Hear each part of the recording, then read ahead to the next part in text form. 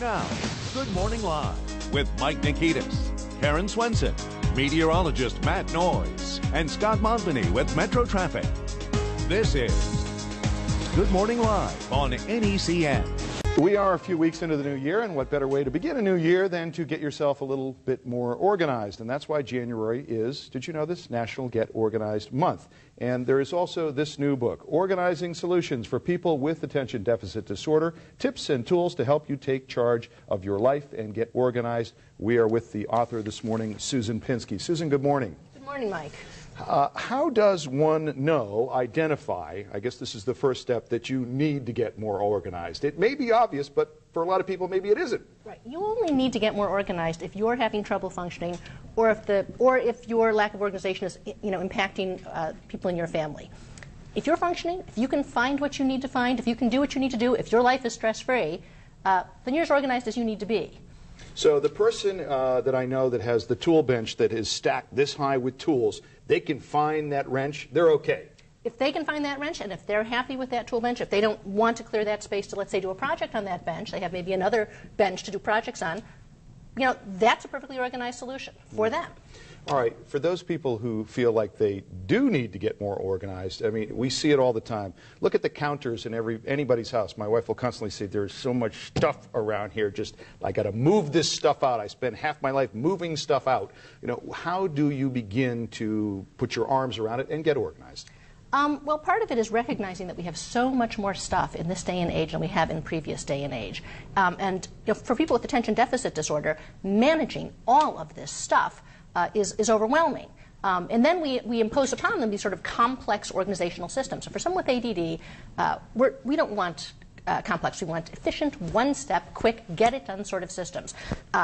We want to stress efficiency over beauty, over frugality, over preparedness. So this counter you're talking about probably has all this stuff on it because someone is preparing. I need this stuff just in case. Or because maybe they have their cabinets they have inefficient systems and that they're putting things into cabinets and trying to rearrange and rifle things in there, and so it doesn't get put away because it's too difficult to put it away. It's not efficient.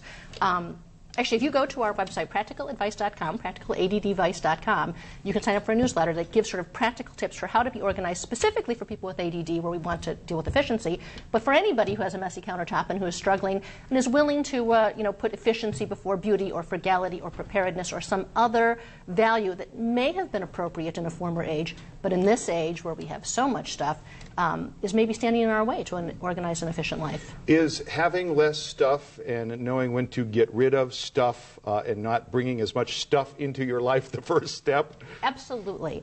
We want to process our stuff for what's helping us and what's not. We don't want to be impulsive with our shopping. We want to shop from the list. Only buy what you imminently need to purchase. These enormous crates of toilet paper that we're hauling down to our basement. Well, how efficient is that? Is there a toilet in the basement? Why isn't toilet paper living in the basement? Is it really saving you a trip? You're probably going to the grocery store, for milk and eggs every 6 days or so anyways, because it's really such a big deal to throw a 12-pack and keep it underneath the sink in each bathroom. By all means, the largest toilet paper roll that will live under your sink in each bathroom. But these great quantities of items that we're storing in our basement, and now we're having to manage the basement like it's a warehouse store, and we're a stock boy. And if you have ADD, you don't want to take on that responsibility. I can see where there will be a lot of valuable information in your book, not only for people with ADD, but people who just need to get organized in general, because I think all of us face this proliferation of things in our life, I think, now, and it's hard to deal with. It really is. Absolutely. These solutions in the book and at the website, they're specifically for people with ADD, but they can be used by anybody who's chronically disorganized or frail or overstressed or overcommitted or can't seem to just get a handle on the stuff in their life and need another solution, a solution that isn't about perfection, a solution that's about getting it done, a solution that's about maybe putting a large garbage can in the living room.